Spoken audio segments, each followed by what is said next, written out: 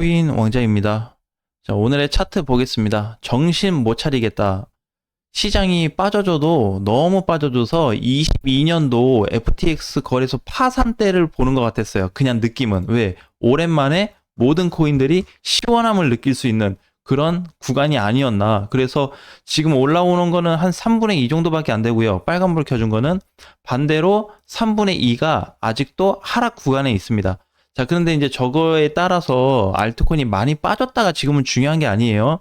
계속 이제 제 채널에서 녹화 영상에서 강조 드리는 거는 하락과 별개로 지금 시장에 대한 움직임이 상승 쪽으로 많이 강해지고 있기 때문에 그쪽에 대한 집중, 관심이 좀 필요한 시기고 그거를 글로 조금 풀이를 해봤습니다.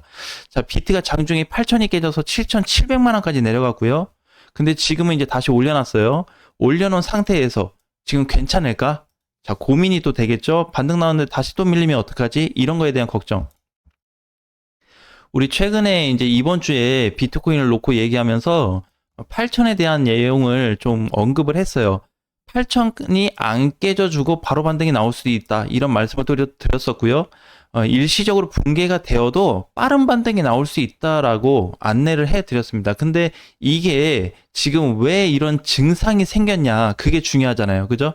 지금은 하락 중인데 더 빠질까 무섭다. 자, 그거에 대한 다른 스토리를 좀 말씀드리겠습니다. 자, 비트코인이 하락하면서 만들어준 기회가 있어요. 근데 이거는 기존에도 언급했던 것처럼 하락하면서 누적이 된 게 있다라는 말씀을 드렸습니다. 그게 뭐였냐면 누적이 되면 하락 중이긴 한데 힘이 떨어지면서 소멸될 수 있다라는 장점이 있었어요. 그래서 우리가 하락이 되면서 만들어준 기회가 있다. 이제 이렇게 얘기합니다. 근데 이게 이제 어떤 식의 케이스냐면 기존의 하락 힘이 90이었다면 60의 케이스로 바뀐 거예요. 상승의 힘이 10밖에 안 됐는데 40으로 올라간 겁니다. 자, 그러면 아직도 상승 힘은 크지 않아요. 하락의 힘이 더 크게 잡혀 있기는 한데 제일 중요한 게 뭐예요? 시세가 바뀌었다는 겁니다. 하락으로 유지해주다가 상승 쪽으로 바뀐 상태, 그게 어제부터 해서 오늘 발생하고 있는 그 시기예요. 이번 주가. 그래서 지금 이제 조만간 하락 힘이 오히려 소멸돼서 만약에 상승 힘이 90으로 되고 하락의 힘이 10으로 된다 그러면 반등 폭이 굉장히 멀리 열려 있습니다. 9천만 원 이상까지 열려 있기 때문에 걱정을 크게 할 필요는 없을 것 같아요.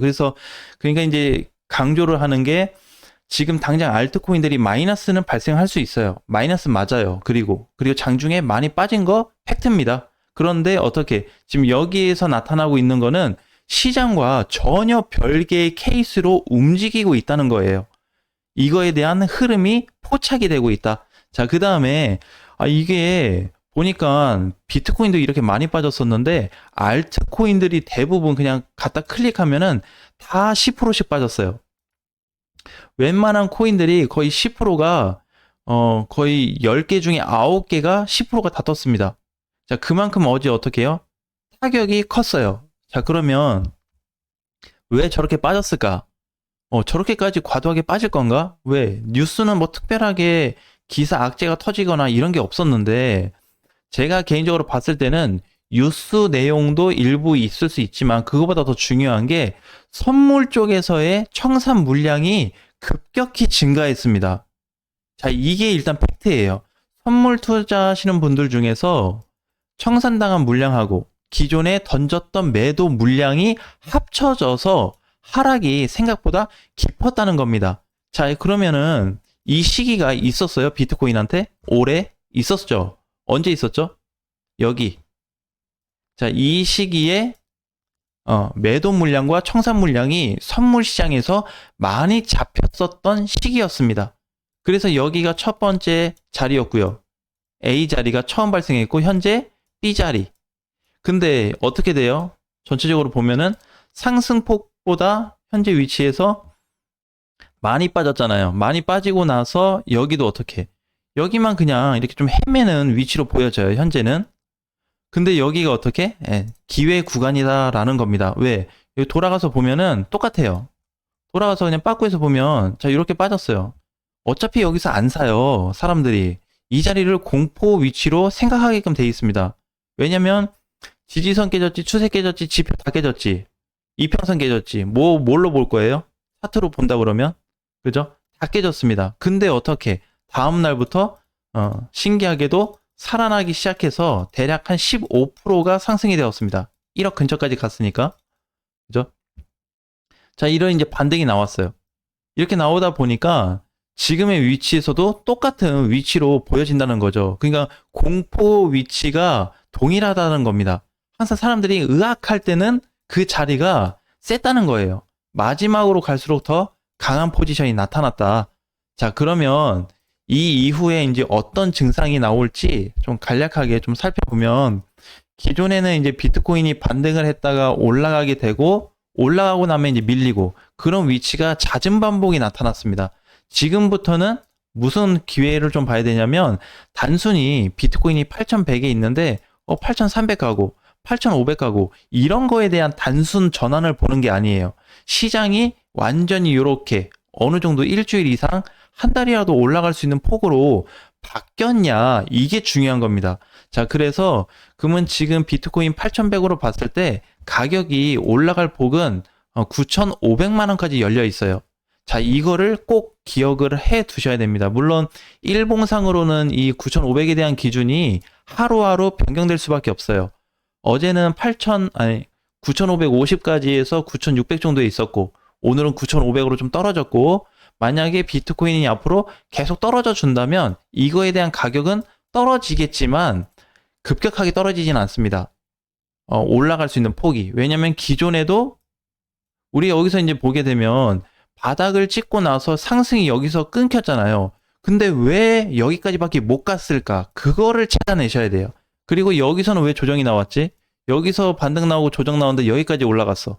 자, 그러면 여기에 대한 우리가 이해 관계를 좀 알아야 된다. 그러면 어떻게 있었다? 이 당시에는 하락폭이 얘는 여기였고, 제한선이 여기서 딱 8,000이다 정확하게 얘기하는 게 아니라 플러스 마이너스로 개념을 보시면 돼요. 항상.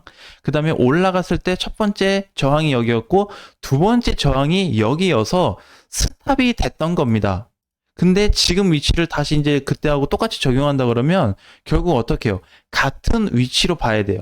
그러면 기본적으로 어떻게 9,500까지 열려 있고 지금 8,100이라고 했을 때, 여기까지 무조건 간다라기보다는 어느 정도 반등이 나올 위치가 크게 잡혀져 있구나, 이게 중요합니다.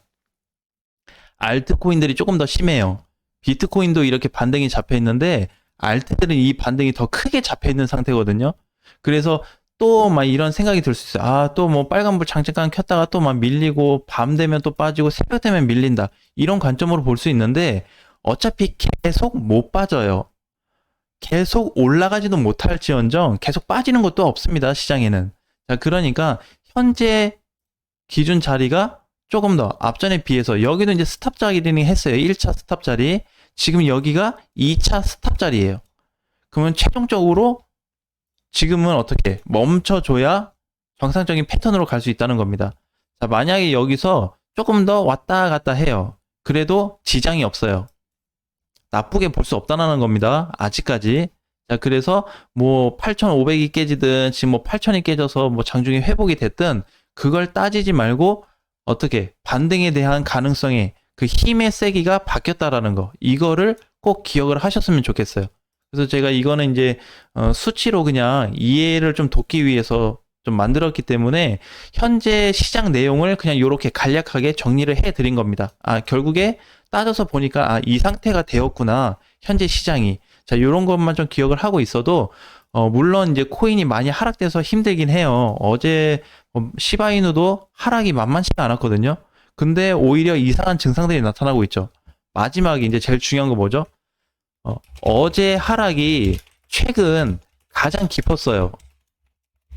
자, 그런데 여기에 왜 하필 이렇게 많이 빠질 때 수급이 들어왔을까? 자, 이거를 한번 생각해 보세요.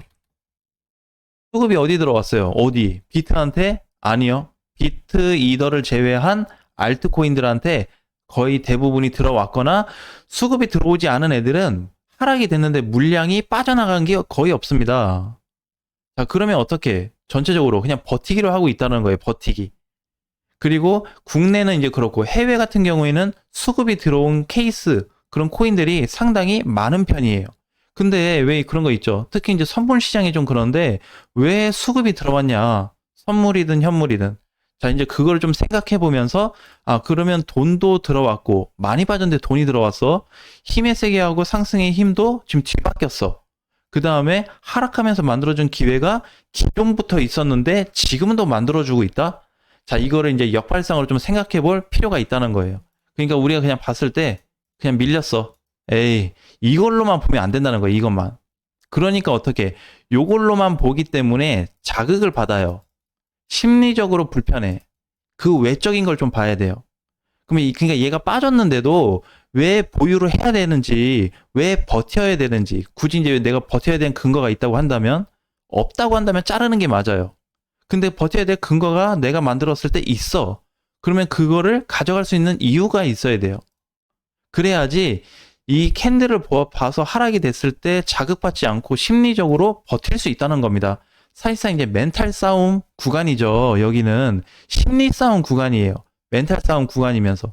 예, 그래서 많은 분들이 좀 힘들어하는 그런 위치에 속해 있지만 이러한 상황들로 인해서 시장이 많이 바뀌고 있다는 거 꼭 참고하셨으면 좋겠습니다. 다음 시간에 뵙겠습니다.